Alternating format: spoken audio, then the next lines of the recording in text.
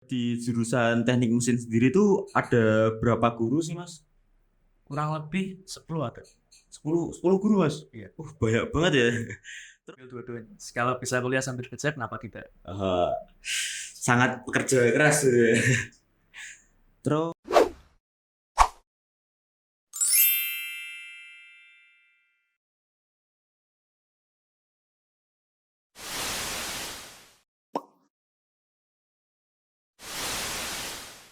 Assalamualaikum warahmatullahi wabarakatuh. Halo teman-teman, welcome back to PD Podcast di Cafe. Bareng gue Andika Eka Septiawan. Yuk, sebelum lanjut ke videonya, jangan lupa buat kalian subscribe and like channel YouTube kita supaya nggak ketinggalan video-video selanjutnya. Nah, kali ini kita kedatangan salah satu narasumber dari kelas jurusan Teknik Mesin. Baik, Siapa? saya perkenalkan saya dengan Vicky Yusuf Hendrawan dari kelas Teknik Mesin 2. Ya, Mas Vicky, gimana kabarnya buat hari ini? Kabar saya baik-baik saja. Jurusan Teknik Mesin itu ada berapa kelas sih, Mas?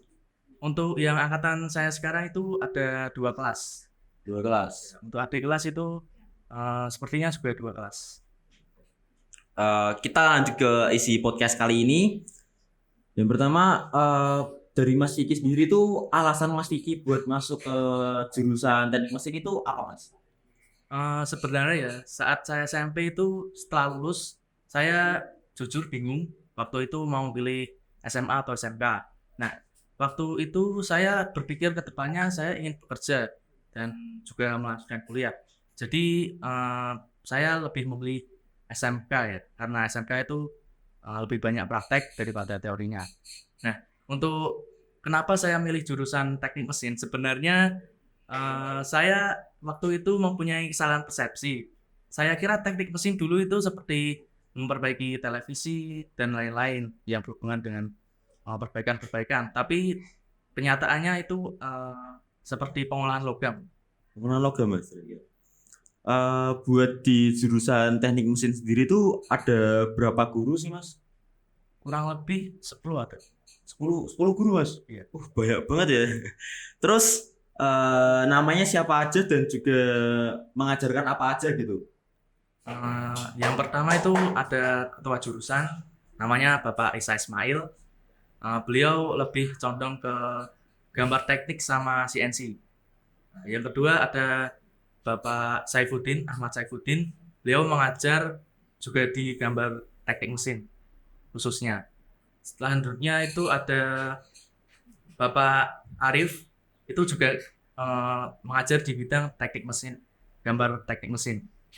Dan masih banyak sih mas sebenarnya. Masih banyak. Saya juga lupa. Gak apa lupa sedikit. Terus di jurusan teknik mesin ini belajar apa aja sih? Belajar tentang mesin itu apa aja yang dipelajari? Di teknik mesin kita yang pertama itu ada belajar gambar teknik, itu gambar teknik manufaktur seperti gambar gambar piston, gambar blok mesin dan lain sebagainya. Terus ada mesin, kita juga belajar mengenai mesin bubut dan juga fresh manual. Jadi itu digerakkan dengan operator langsung atau manusianya yang bekerja.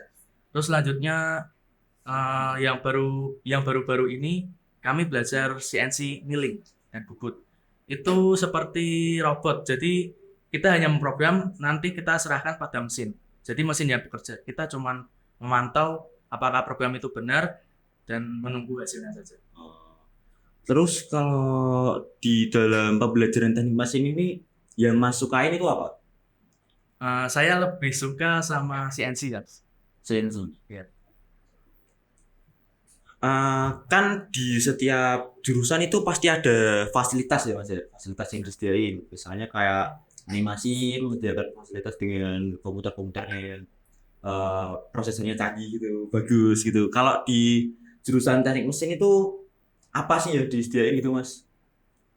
Yang ada di teknik mesin tuh yang pertama jelas komputer karena itu kegunaannya untuk menggambar teknik secara Digital. digital. Terus yang kedua ada macam-macam mesin bubut itu kisaran ada 12 atau berapa. Terus mesin fresh itu kalau nggak salah ada 6. Terus selanjutnya ada CNC bubut. Nah, sekarang itu sepertinya sedang rusak. Ada satu yang CNC bubut. Terus selanjutnya ada CNC milling, ada dua. Yang pertama merek GSK, yang kedua sama Siemens. Ah, banyak juga ya. Ya. Terus masnya itu setelah lulus dari SMK ini ada niatan buat lanjut kuliah atau langsung mau cari pekerjaan gitu mas? Kalau saya ambil dua-duanya. Kalau bisa kuliah sambil kerja, kenapa tidak? Eh, sangat pekerja keras gitu ya. Terus ini kan berhubung sekarang sudah kelas 12, mesti ada dong kayak project akhir yang dikerjain. Dari teknik mesin sendiri tuh project akhirnya itu apa sih mas yang dikerjain gitu mas?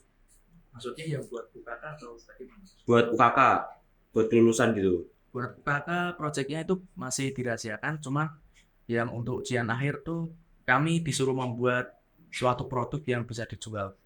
Yang kemarin saya buat itu, saya buat racer motor atas itu buat menaikkan tinggi stang. Terus kan eh jurusan mesin ini banyak memakai alat-alat gitu ya mas ya. Ada gak sih kayak peralatan keselamatan yang harus dipakai selama selama melakukan praktek itu mas? Kalau alat keselamatan tuh pasti jelas ya mas, karena kita berhubungan sama mesin-mesin yang notabene sangat besar dan Berat. berbahaya.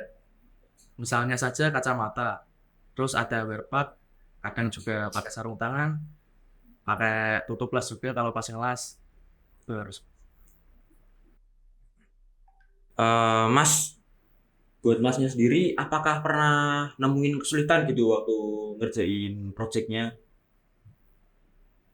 Sering ya, terutama eh, beberapa bulan lalu kan saya juga ikut CNC Wheeling tingkat provinsi. Nah, itu pekerjaannya tuh sangat sulit, Mas. Itu pekerjaannya bisa bolak-balik dan untuk menentukan step-stepnya itu juga sangat rumit. Kalau salah sedikit bisa-bisa rusak mesin atau bahkan rusak tools. Nah, Mas, buat pendapat Masnya sendiri terhadap project akhir PSAJ yang diterapkan mulai sekarang itu kayak gimana sih? Apa pengaruhnya bagi Masnya sendiri? Mungkin lebih ke arah kita membuat produk yang emang dibutuhkan di dunia real dan juga industri itu juga membuat. Jadi mungkin lebih berorientasi pada keperluan industri dan keperluan masyarakat juga. Nah, ini kan setiap jurusan mesti ada produk-produk lah ya, Mas. Dari dari teknik mesin sendiri ini tuh produk yang dikeluarin itu apa, Mas? Kalau boleh tahu gitu. Kalau yang tahun sekarang, untuk Kalau sekarang. tahun sekarang mungkin lebih ke spare part motor atau spare part mobil. Kalau dari mungkin pembelajaran waktu kelas 10 sampai sekarang produk-produk apa gitu yang bekerja? Dulu pernah membuat handle handle buat bubut.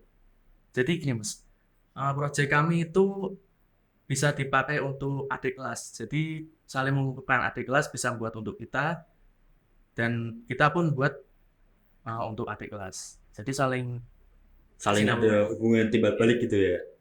saling merapik. Eh, oh ternyata sudah segini saja. Eh, buat teman-teman itu adalah suatu pembicaraan dari saya dan juga narasumber. Ternyata teknik mesin susah banget ya buat dikerjain. Antara dari peralatannya itu susah terus juga ternyata mengandung ternyata memiliki resiko pekerjaan yang sulit. Eh, buat masnya makasih mas sudah sampai di sini sudah menceritakan tentang keluh kesahnya di teknik mesin. Oh iya kok lupa tuh saya. Keluh kesah ini lupa tadi itu. Keluh kesah apa yang masnya rasakan waktu ada di teknik mesin itu, sekolah di mesin itu. Mungkin yang paling mengena bagi saya itu fasilitas di lab komputer ya. Itu spesifikasi komputernya itu untuk mengerjakan itu sangat menurut saya kurang. Agak Jadi muat sering gitu. ya sering terhambat dan sering terjadi error. Sangat banget. Terus kalau kesan-pesannya? Pesan-pesannya mungkin kurang lebih ya teknik mesin itu menyenangkan asal kita suka aja sama jurusannya dan jangan takut masuk teknik. Makasih Mas buat Mas Vicky udah datang di podcast DKV hari ini. Stay tune buat teman-teman untuk menantikan video kami selanjutnya di channel YouTube kita. Jangan lupa untuk ikutin Instagram atau sosial media kita yang lain. Aku Andika Eka Septiawan dan juga Saya Vicky Yusuf Hendrawan. pamit undur diri. Bye bye.